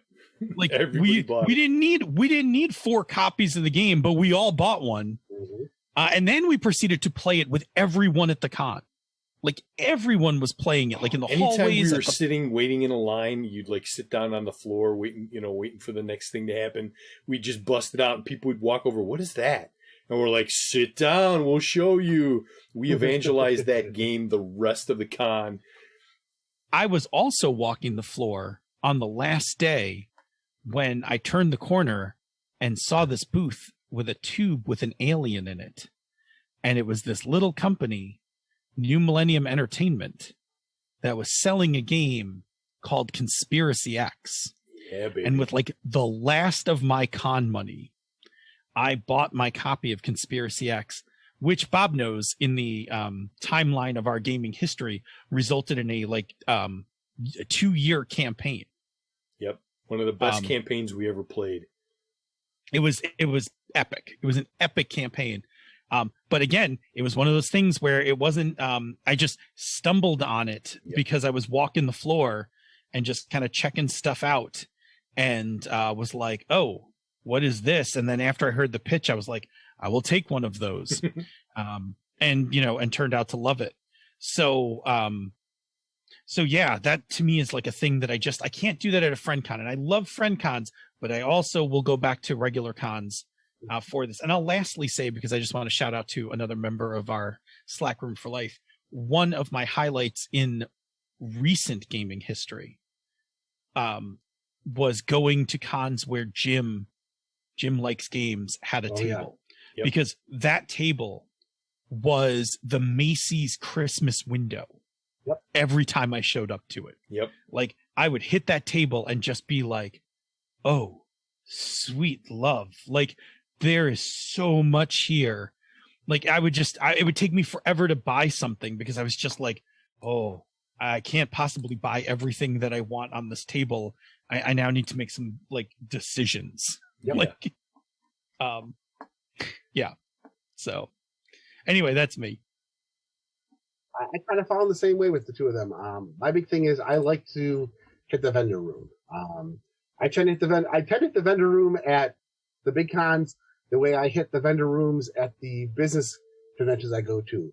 Do a quick walkthrough once just to see where everything is and take note of the stuff you want to go back to, and then go back and look for deals, play demo games, get some retail therapy in. I do like to play demo games and see things. One of the fun things I found about demo booths at some of the big cons is sometimes there'll be a game that I kickstarted that I haven't played yet. But I can go to the demo booth and have them teach me, how do I play this game? I just bought this game from you guys. Show me how to play it. And they're always tickled pink to do that. And sometimes they'll have, expansions that aren't out yet. Sometimes one of the game companies I went to, the game hadn't been released yet. But if you went to their booth, they had some stuff like, here, take one of these and take one of these. You're getting some anyway, but here's some extras, that kind of thing. And to be honest, and the salesman in me also like to hit the vendor room just to shop for deals on that day and wheel and deal and make plans to pick up stuff. But it's also a neat way to find and play new games. I think the one I think just sticks out for me, there was a game one year called Ponder, in which you had a bunch. It was kind of like I don't know what the politically correct term for it is today, but Chinese checkers, where you're trying to move your frogs across, but you only move your frogs by playing cards. And if you land on a frog, much like Pass the Pig, you pick up both frogs and you roll them like dice. Okay. And it was a fun little game, and I liked it. And so I decided I was going to buy a copy of it, but while I was busy going over the rules, the designer was demonstrating a different game, and somebody came up and asked me about it. So I demoed the game for them because I was having fun looking at it. And by the time I was done, he sold a couple, and he gave me his floor copy of that and the other game he had there for like $5 a piece and signed them. Nice. But it's also just a fun game I've played, and it's a quick game you can pull out. I like just going out and getting involved in. This is something I'd never seen before, and I've got a lot of grim, hardcore, gritty games, but every once in a while, a game where you're tossing frogs across the table like dice is a game you want to play. So I gotta say, Pass the Pigs is hilarious. It is. This is a similar game. You roll the frog, and if it lands on its feet, it stays where it is. If it lands on its front, you move it back. If it lands on its side, you move it to the side. So you're moving other people's tokens around too. So it's a lot of fun. Cool. I don't know if I've played that one with you yet, Bob. No. I'll have to bring it sometime. It's a bigger game though. It doesn't compact very well. But anyway, so that's it for me. All right. Well, then that is our take on friend cons. Hopefully that gives you some advice and ideas that you can put into play if you decide to do one yourself. Now let's go check with the chat room one more time before we head to the conversation corner. We, excuse me, our good friend Vampire54, Donnie, asked about my games, and I won't make you wait until the after show. I'll tell you right now. Circle of Six, my abstract card game of set collecting numbers, that is up for sale at DriveThruCards.com at this moment. We put it up in the middle of March for my birthday. That was my birthday present to myself. I finally got that up for sale. At one point, we were hoping we could sell it to somebody else, and everything kind of fell through with that. So we just said, screw it. We put it up on DriveThru. So that's there. So spread the word, evangelize that to everybody you know who likes it. The more copies that are out there in the world, that means the more people bought it, and and the happier I am that people are playing it. Yes, the other game that we played is actually, we can't talk about it because it's a game that has it is a game that has been sold. It has not been produced yet by the company that bought it. We still have prototype copies of it. So we just play with the prototype copies because we a number of us have an affection for that game. I love that game quite a bit. And I will be very excited if it eventually comes to market. And if not, maybe we'll scheme to find a way to bring it to market. But in the meantime, we can't talk about that one because that is actually now somebody else's game. We just have access to our prototypes. Yep. Yeah. But for those who are interested, here is a link to DriveThru for Circle of Six. And Circle of Six is a blast. Circle of Six is self-contained. It actually plays up to 6 players, right? Yep. It plays up to 6 players. Really, the sweet spot is 3 to 4 players. Yeah, 3 to 4, 3 to 5. 3 to 5. Six becomes 2 plays differently than anything higher than that. It still plays, but it's different because you've only got 2 people going back and forth. So there's a little bit of a different dynamic to it. Yeah, at 6, it is a game of opportunity, not strategy. You just put things out there and hope the hell you'll make it around the table, and just take whatever you can find when you get there. At 3 and 4, it is a interesting mix of chaos and strategy. Like there is definitely strategy to the game, but then also there's some wild turns where it's like, well, that plan just went out the window. Yep. Which is what I love about that game because it's because it is just like that. Like you're just like, okay, this is what I'm going to do. Oh, damn you. Like just like that phrase gets said more often. Like you covered up my number. You ran my number over. You suck. Like you, motherfucker. Yes, that is a common occurrence in Circle of Six. Good times. Anyway, that's a good plug for Circle of Six. It's a lot of fun, and you can get the whole thing in a nice case. You can just buy yourself a case while you're pick it up. Yep. All right, cool. Well, let's do the thing where we roll over to the conversation corner now, which I need to find the button. There, I lost it for a second. Yes. Jerry is holding up the plastic deck box that comes with Circle of Six, should you so desire it when you make your purchase. One of the things I'm very proud of that game is that because there's 6 players, there are colors for each player, but knowing that colors were going to be a problem, there are unique symbols for each player, so that it is readily apparent which player is which at any time, which is really nice. Like it is a very accessible. Between you and Tim, it made it a very accessible game in terms of. Oh, that's all Tim. That was all Tim. That's Tim magic, man. Yeah. Like that's the. I mean, I may have said, "Let's do this. Let's make it accessible for people that have color issues," but I'm like, that Tim was the one who came up with all. Yeah, of color. Them. I mean, from a board game design thing, color can never be the primary. The primary differentiator between objects. So. All right. Cool. All right. Conversation corner. So, in and amongst all of the other stuff that I've been working on, keeping up with my TV, of course, Loki dropped this past Wednesday on Disney Plus. First episode was great. Looking forward to more of that. The Bad Batch continues to excel. Not disappointed at all in that show. Bad Batch is 14 episodes, and we just had episode 7. So we're at the halfway point, and one of the producers basically said, it just gets better from here. It's just hang with, like, the ride is going to get even more fun from here on out to the end of the season. So definitely looking forward to that. Voyager is continuing to be a delight. I'm so glad I decided to watch all of it. The watch parties are fun. I'm back for the watch party after missing the last 2, so I'll be back. I'll be there tonight for the 2-parter. Working my way through the final current season of Castlevania. I don't recall if they're doing more of the current characters. They just announced a spin-off where they're doing the great grandson, I think, of Trevor Belmont from the current series. I don't know. It's going to be more vampire killing shenanigans in like Renaissance France, so that should be interesting. Hopefully they'll have some musketeers in there too, because Renaissance France, you got to have musketeers, right? I mean, one would think. Why not? Why not you? And then the last thing I want to say is, if you haven't seen it, I mentioned it in the Slack channel, but for those who didn't, there's a dice company called Bryce's Dice that put out a set of panda dice. They're like clearish with glittery coloring and little pandas inside. They're adorable and cute. And of course I brought them to the attention of Phil and Senda because pandas, right? But I'm about to hit paste here. Nope, that's the DriveThruCards, damn it. I'm about to paste you I'm hitting the wrong. There's 2 keyboards here and I'm fucking it up by the numbers. Excuse my French. Oh no, we're explicit. You've been warned. Yes, you have been warned.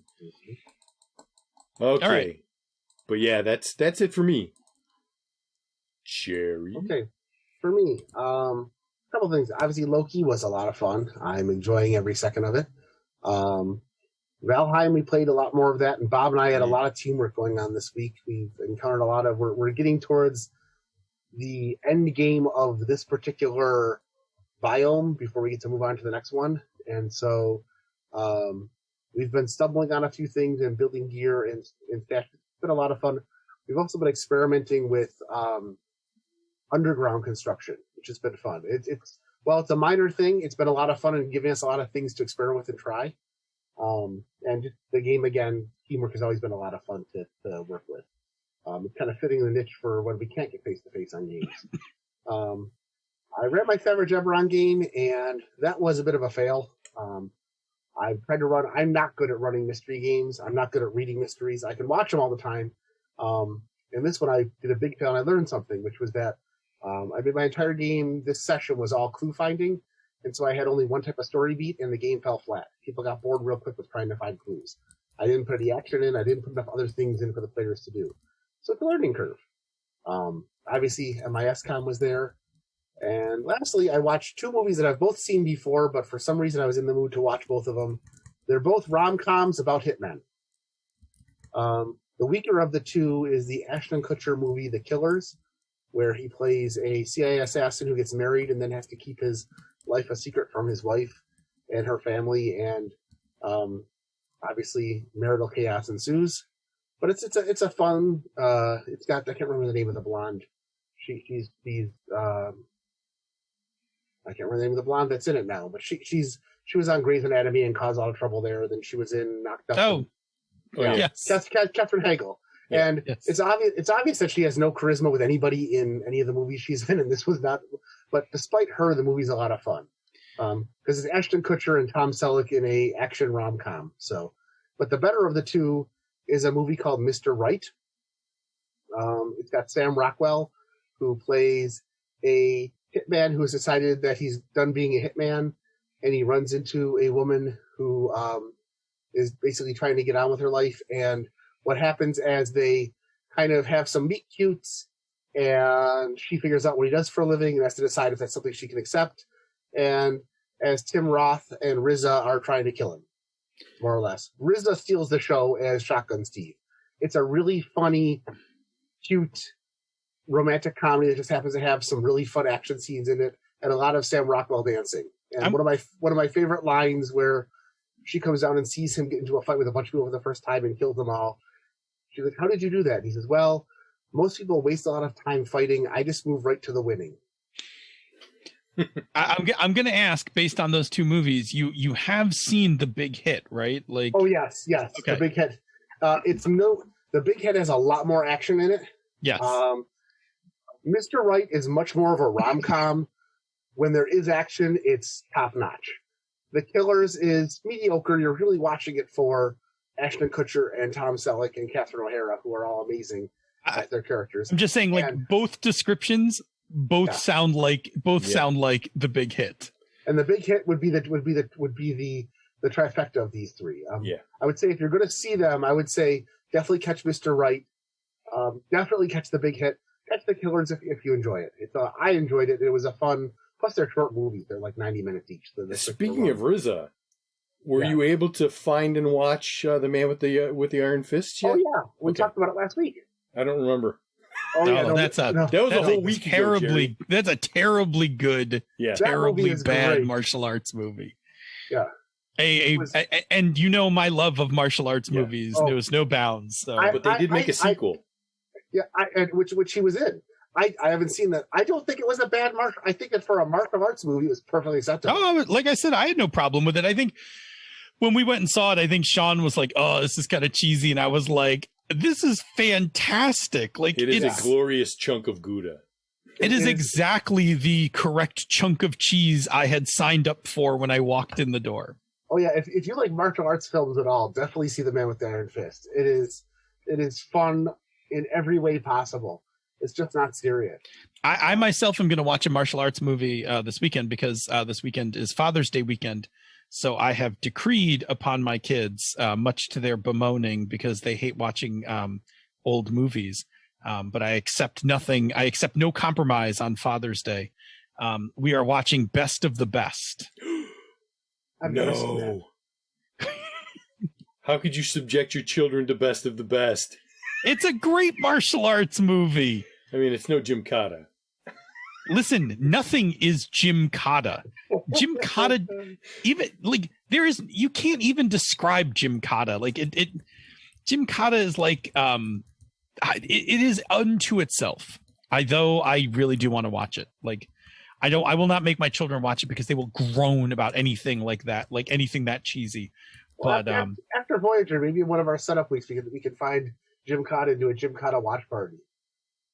No, it's gonna. Well, I gotta check the length on it. Maybe it'll fit in a watch party thing. It could just be a special like Saturday night watch party thing or something. Or if we can't get it in any place streaming, like we can all just get together and just watch it and just just groan at its sheer badness. Mm-hmm. And it's bad. Like it's bad. Best of the Best is not bad. Best of the Best has some like really good action sequences. Yeah. It is 80s good, which is like, that's a whole nother story. Trust me when I tell you my kids are just going to like suffer through this like at my behalf. But you know what? It's Father's Day. So, Yes. Hey, I'm looking it up because it's available. You can rent it on YouTube and a couple things. But do you know what the short story that they based Gymkata on was called? What's that? The name of the story was The Terrible Game. Which just describes that movie. Everything you need to know about Jim Codd right there. All right. I guess I should rattle off a few things. I've been, of course, watching Voyager. I am what you call it? I've still been watching The Blacklist. I'm into like season 4 of The Blacklist. It hasn't gone completely bonkers yet. It is interesting. I as I commonly do when I'm watching something, I try to like, how would I model a game on this? Like how do you model a game around this thing? It would be pretty difficult. It's a much better TV show than I think it would be a game. You made it much farther than I did through The Blacklist. So. It's not bad. Like I got through.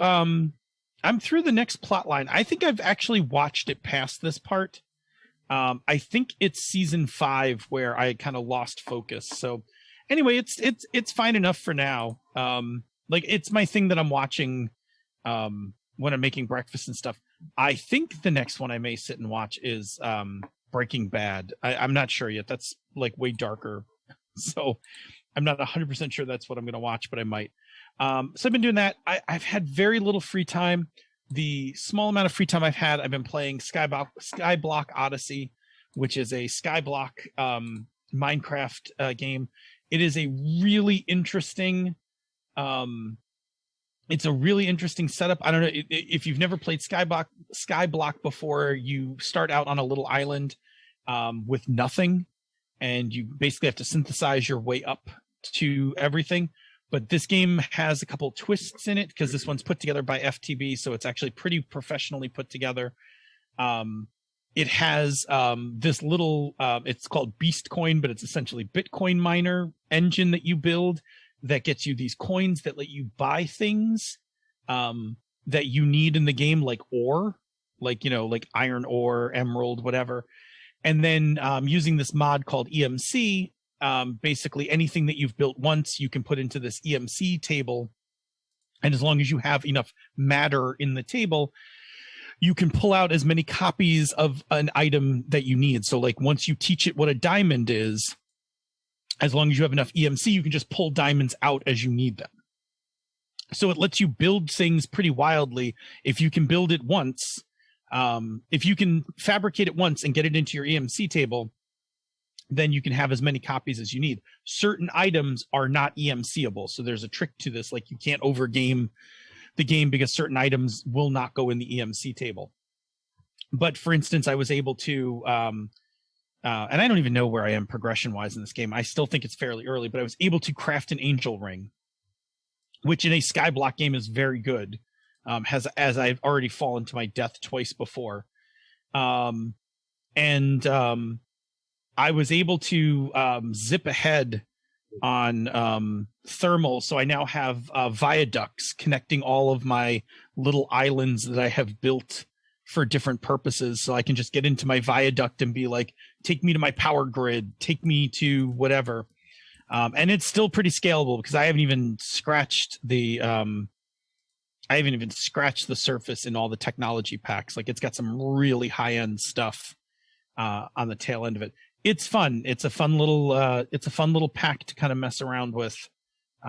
If you like building items and building structures, because in Skyblock there are no monsters, because there's no night and there's no extra land and there's nothing to mine. So as long as you throw up a few torches when you build a enclosed structure, you won't get anything spawning. So you're pretty much on your own. I've built a couple monster spawners and automated them so that it's basically just killing monsters for me so I can get drops. But it's interesting. It's a very different kind of Minecraft based on how they laid out the mods. Like the early introduction of EMC is very much a game changer in terms of how you play the game, because you can build as long as you find a way, and there are a couple of paths to it. As long as you find a way to keep building up EMC, you can build whatever you need as long as you can get one of them and get it into the table. So it's cool. Fun. It's fun. I just haven't had a lot of time to play it, but when I have, I've found it to be quite enjoyable. And I watched Loki as well. Loki was fantastic. We can't talk about it. It's too early. Yeah. It is everything that I wanted. It is weird. It definitely set the tone for stage 4. Within that episode, there's a whole bunch of stuff that kind of hints at stage 4 and what's coming. And I'm looking forward to it. I thought it was well done. So good stuff. And of course Loki, right? So Tom Hiddleston all the time. Right. Yeah. Anyway, that's good for us. We should start packing up and getting out of here. We landed like pretty much on time. Yeah, we did a nice job. For people listening and watching that don't know, FTB in the reference to Minecraft is not Fear the Boot. It is Feed the Beast. Yes. It is a group of modders and players that build very specific and very professional quality mod packs for Minecraft. Very cool stuff. All right, that brings us to the end of the show, and it's time for the Patreon shoutouts. So thank you very much to Savannah Sizer, Steve Bissonette, Steve Radabaugh, T. Kustik, Theodore Atkinson, Tom Hay, Victor Wyatt, Noah Bond, Alice Kira, and Austin Lemke. And thank you to everyone for listening tonight. If you are free on Tuesday evenings at 8 p.m. Eastern, 6 p.m. the Queen's Time, come join us live on Twitch, where you can chat with other listeners in our awesome chat room for life and ask us the occasional question. If you can't make a live show, check out our podcast each week, wherever you get your podcasts. And take a listen to some of our other shows in the Misdirected Mark Network, such as They're a Super Geek, starting this Thursday, Mastering Dungeons, Bonestone Obsidian, the FM Games, Hannah Talking Games, The Gnome Cast, Jingle Hustle, The Lounge, Bonus Experience, and back episodes of She's a Super Geek. You can and should also check out our sibling podcasts, Tabletop Bellhop, The Knights of the Night, and the always amazing Gaming BS. After you have sent out your invites and before you set your schedule for your FriendCon, leave us some feedback. You can reach us directly via the old-fashioned email, mmp@misdirectedmark.com. You can hit us up on Twitter. The show and the network is @misdirectedmark. He is Robert M. Everson. He is GM Gerrymander, and I am DNA Phil. If you like what we do here and on the other shows in the Misdirected Mark Network, you can support our Patreon campaigns. This show, Mastering Dungeons, and Pandas Talking Games are at patreon.com/mmp. Zhangu Hustle is at patreon.com/Zhangu Hustle, and Bonus Experience is at patreon.com/Bonus Experience. Patrons of MMP, Mastering Dungeons, and Pandas Talking Games get access to the after show, pre-production show notes, musical parodies, the Bamboo Lounge, and other special releases. This has been a Misdirected Mark production, the media arm of Encoded Designs. Mic drop. Yow.